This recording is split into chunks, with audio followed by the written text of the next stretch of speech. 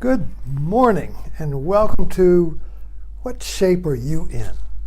This is I'm losing track here. Maybe it's the 5th episode of a series where we are exploring the meaning of culture.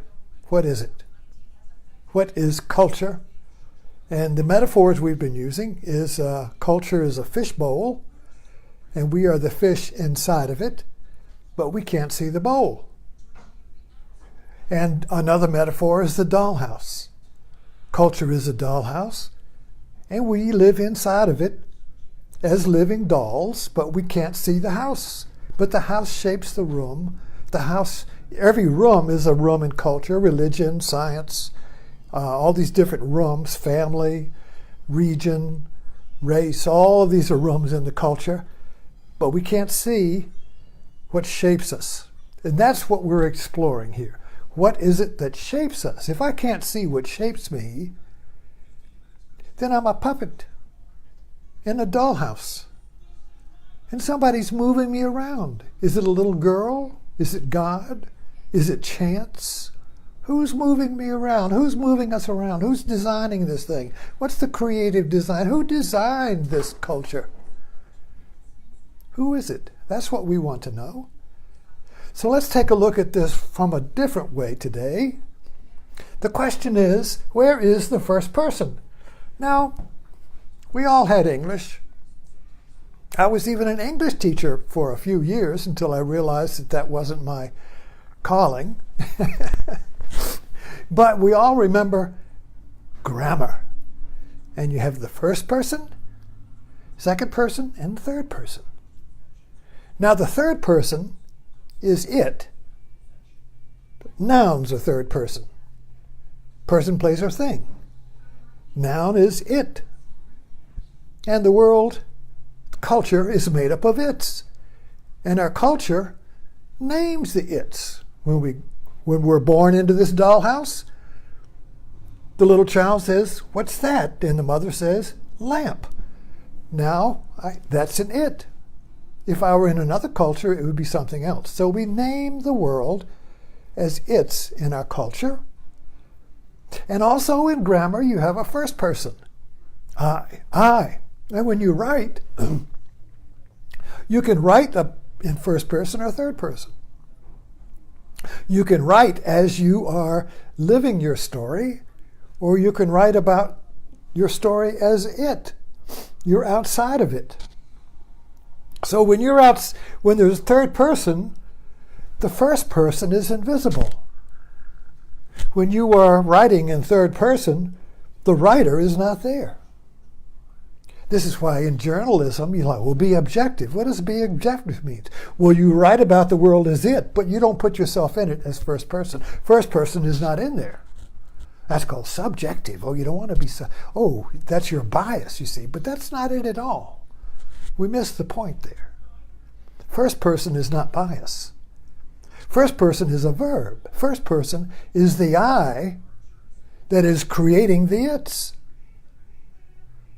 In other words, the it world is created by culture, all the names and forms and the values and the rules. And we become experts in it, you see. But it's all collective, all a storehouse of its, using it as the fill in the blank for anything. Name, person, place, or thing, it. The first person is not in there. I spoke about this yesterday as the Zen story of the 10th man. You got a bunch of beans. You can count the beans, but who's the counter? The counter is not in the beans.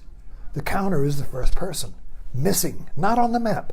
So let's take a look at our cultural maps today, because I want to point out that we are in a shift between the first person and the third person. We're looking for the first person because the modern world, which is a scientific, rational world created by the Enlightenment after the end of the Middle Ages, modern world, rational empiricism, truth, science, investigation, everything's in it.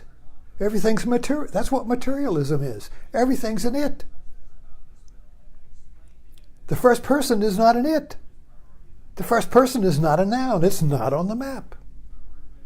Where is the first person?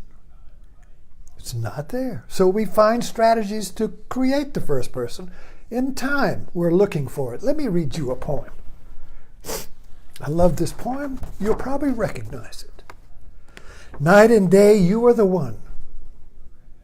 Only you beneath the moon, under the sun. Whether near to me or far, it's no matter, darling, where you are. I think of you night and day. Night and day, why is it so that this longing for you follows wherever I go? In the roaring traffic's boom, in the silence of my lonely room, I think of you night and day. Night and day, under the hide of me, there is such a hungry yearning burning inside of me. And this torment won't be through till you let me spend my life making love to you night and day. Night and day. Now this is a famous, in the 40s, 30s and 40s, the songs were all love poems for the first person, the beloved. But you see, society creates this beloved that we yearn for as an it in time. Some woman, some man, some beloved. I got to get to it, you see. But the first person is not in time. So the beloved is the first person. That the love songs are mystical. And if you're a religious context, well, then you would say, well, the first person is God. That God is the beloved, you see. But in the romantic context, the beloved is some woman or man. But nevertheless, it's always an it in time that I've got to get to, that I yearn for in time. Where is it? It's an it. Where is the first person? The first person is that who is yearning.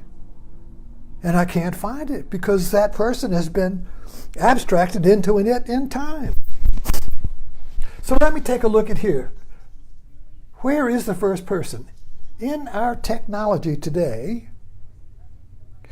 our technology is creating a different paradigm which includes the first person.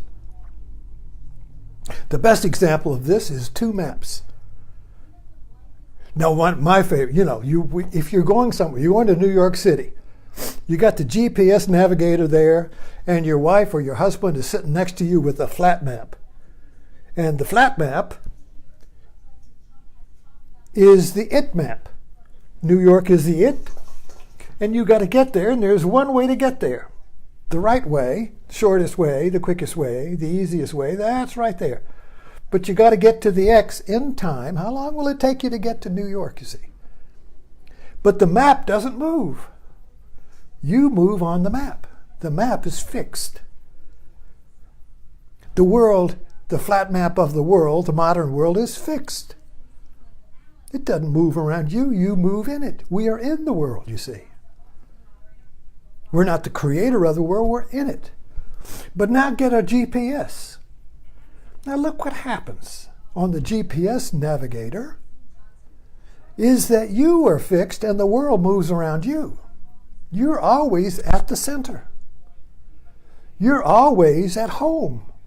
I love the GPS because if you try to make the GPS navigator mad at you, I like a woman, she always says, turn left, turn right.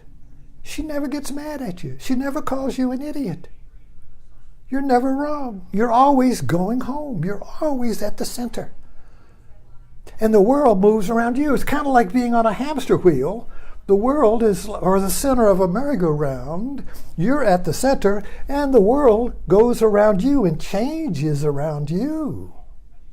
Isn't that interesting? That is an entirely different reality map. Because you on the GPS navigator is the first person. And the world is an it, and it moves around you. This is Buddhism. When the Buddha awoke, he said, throughout heaven and earth, I am the most honored one. That's basically saying, I'm the center, I'm on a GPS navigator. The world of its heaven and earth that all moves around me. If I take one step, the whole universe adjusts. That's the first person. So, always at the center. Now we can look at this between becoming and being. Now, becoming on the flat map, you see, we're always becoming. We're always getting to home. We're always getting to the beloved. If you want to say the beloved is home. So in this here, so I'm always getting to the beloved, you see, my lover, my beloved. You know, we like these little, you remember this one here? When we get to know someone here, and we just go, oh, love, oh, I love, oh. Who am I loving? Me, I'm the beloved. You are the beloved. We're all chasing, we're all longing for the beloved, and it's you. It's you, you see. You are it. You're a verb. You're a first person. The first person is not an it. As we all know how that feels. Somebody says, what are you, an idiot? Oh, we hate that because that person has just made me into an it and took me out of my first person. You're in a movie and you're in the movie. And somebody says, hey, you got some popcorn? Will you shut up? I'm watching the movie. That person just made you an it, took you out of your when you go to a movie, you suspend your it self, you see. So we all live in it selves. And if somebody makes us a it, we're judged and we go to war. So we all want to be on Facebook. Is a battle for being the first person. Get an opinion. If I look somebody right, their opinion isn't it. They look at me, write to me, my opinion is it, and it's wrong. They're right. No, I'm right, you're wrong.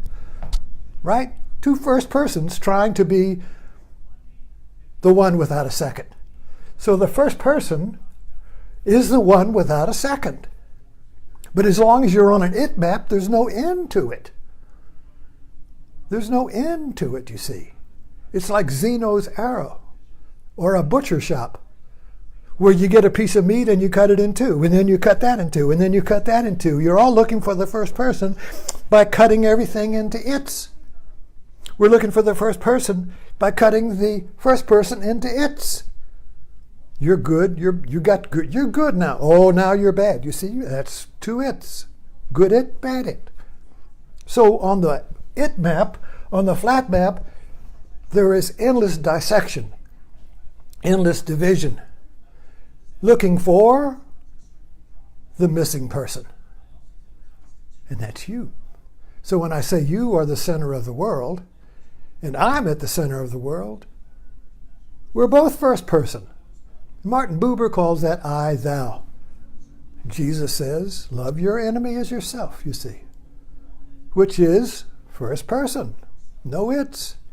But at the same time, you have to be able to go catch a bus and make some oatmeal, which is its. So we're living, so we have to realize that the first person we're looking for is not in the future, but it's always already now. You are that. You are that. Thou art that, you see. But at the same time, you're also in it. An object, a thing, running around, trying to get better, trying to get this and that, you see. Both, but these are illogical or contradictory commandments. How do you be the first person and the third person at the same time?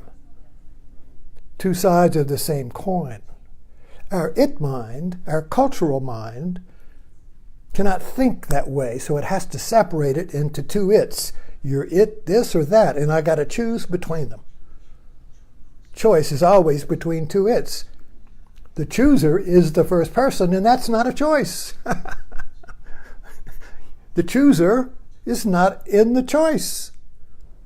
Because if I choose myself, I can only choose myself because I'm not this. I got to have two to make a choice. Who's the chooser? The first person, the missing person. So find that person and you'll find your beloved. And then the world will move around you like a merry-go-round moves around the center pole. Yet you'll still be going up and down on the horses and having fun. But it'll be fun because now you know you are at home. If you ride on the horsey and go up and crash and go up and do and fail and win and fail and win, it's okay. Because while you're doing that, you're always at home. If you lose the center, it's, oh my God, I'm going down. Oh my God, I'm going up. Oh, down. Oh, no, no, no, the end of the world. First person is the center of the merry-go-round. Thanks for dropping in. We'll pick this up on the next show.